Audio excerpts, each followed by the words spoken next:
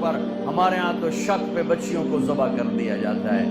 بیٹا زنا کرتا رہے وہ جی چھوڑ چھاڑ ہے, بیٹا زنا کرے وہ جی چھوڑ چھاڑ ہے, کر دی رہ جاتے. شادی کر کے زنا نہیں چھوڑتے, اور بچی پر شک پڑ جائے تو ذبح کر دیتے ہیں. اس راوی نے کتنی بچیوں کو نگلا ہے. یہ تمہارے اب تو خشک ہو گیا, میں تو یہیں پیدا ہوا ہوں, یہی زندگی کو ڈھلتے دیکھ. اس راوی نے کتنی بچیوں کو نگلا ہے, کتنی بے گناہ بچیوں کو. میں ذمہ داروں کا میں کمی نہیں, میں اس معاشرت کو بچوں. بوڑھے ہو کر بھی زنا نہیں چھوڑتے, بوڑھے ہو کر زنا نہیں چھوڑتے, اور ان کی غیرت پہ کوئی آنچ نہیں آتی. انہیں میاں صاحب بیٹھ ہویا, انہیں مار صاحب بیٹھ ہویا ہے, انہیں سردار صاحب بیٹھ ہویا ہے, اور بچی پہ شک پڑ جائے. کتنی بچیوں کو راوی نے کفن پہنا دیا اپنی موجوں کا, اور اس کی مچھلیوں نے قبر بنا دی اپنے پیٹ میں. کیا ظلم و ستم ہے.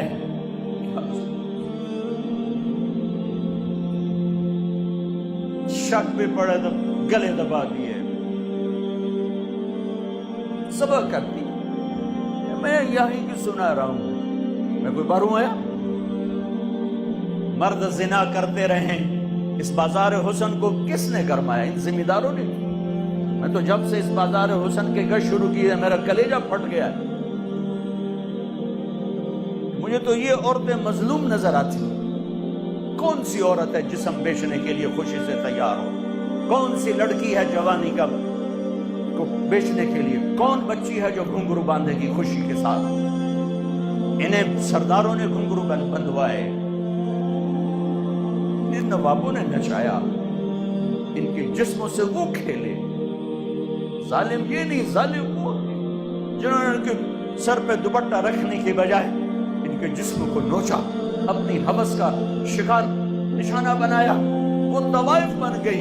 اے اوے میاں صاحب رہا,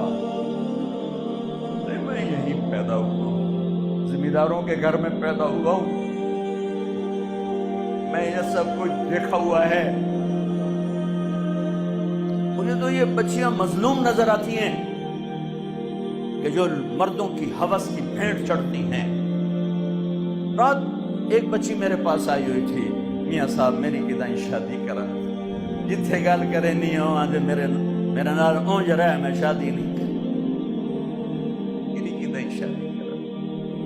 عورت کی فطرت ہی نہیں ہے کہ وہ گھنگرو باندھ کے محفل کی زینت. عورت کی فطرت میں تو حیا, پتہ نہیں کن دکھوں سے گزر کر کوئی بچی گھنگرو باندھ, بچی اپنے جسم کو بیچتی.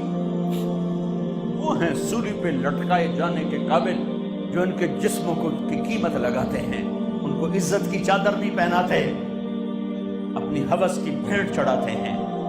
انہیں سردار صاحب ہیں, ماہر صاحب ہیں, میاں صاحب ہیں, چودھری صاحب ہیں. وہ طوائف بن گئی, سردار صاحب رہا.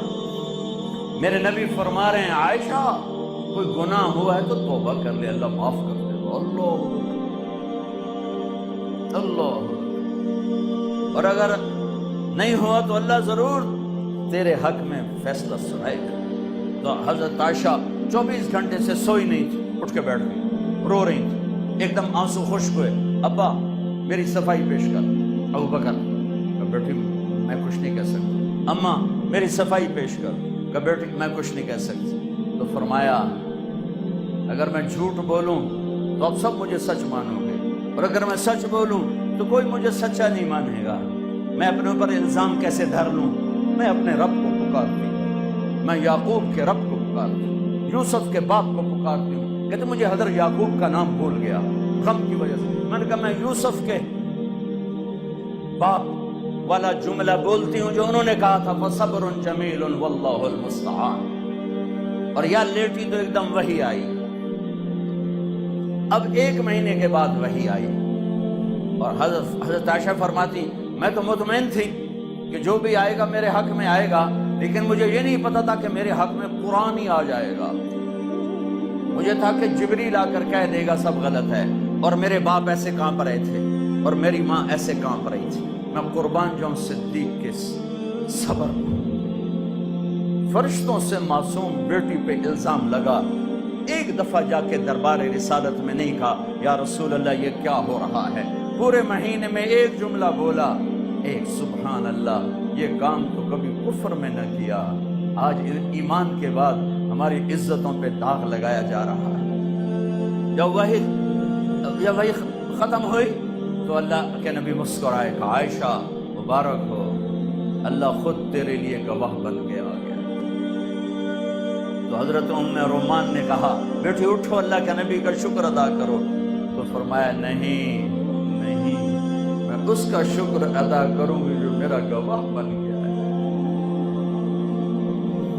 اتنے دکھ پہنچانے والے عبداللہ بن ابی کے جنازے کے لیے کھڑے ہو گئے، کم وقت مر گیا، اس کے بیٹے پکے صحابی تھے، یا رسول اللہ میرے ابا کا کو کفن دیں گے، آپ اپنا کرتا دے دیں، میں کفن اس کو پہناؤں۔ آپ نے کہا یہ لو۔